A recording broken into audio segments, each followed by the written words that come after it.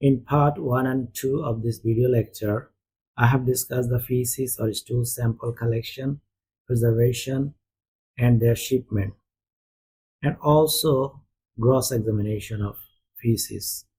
In this part, I will discuss the techniques or tests used in routine feces or stool examination.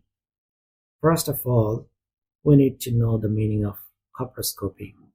So coproscopy is the microscopic examination of feces or stool specimens to detect parasitic infection by observing the morphological characteristics of eggs, cyst, oocyst, larva, etc. There are two types of tests. The first one is qualitative test and the other one is quantitative test. In qualitative test, only the presence or absence of eggs of helminths, cyst and oocyst protozoa are known. Qualitative tests can be performed by two methods, as direct methods and indirect method. The direct method is pretty straightforward test that I will discuss in the next video. The indirect methods, also known as concentration method, that include sedimentation and flotation techniques.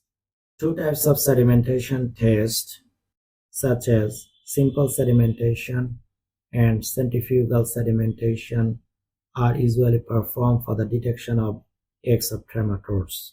Why so? I will discuss the reason behind later on and also watch the FAQ section of this video lecture. Different flotation tests, such as simple flotation, test tube flotation, and centrifugal flotation tests, are usually conducted for the detection of eggs of nematodes or roundworms and cyst and oocyst of protozoa. I will explain the reason behind later on and also watch the FAQ section of this video lecture. Among different quantitative tests, the easiest test is the modified McMaster test. These tests are used to assume the degree of infection or severity infection by measuring the number of eggs of helminths and cyst and oocyst of protozoa. Many thanks for watching this video, and watch the part 4 to 6 of this video lecture on how to perform different qualitative tests such as direct smear, sedimentation, and flotation.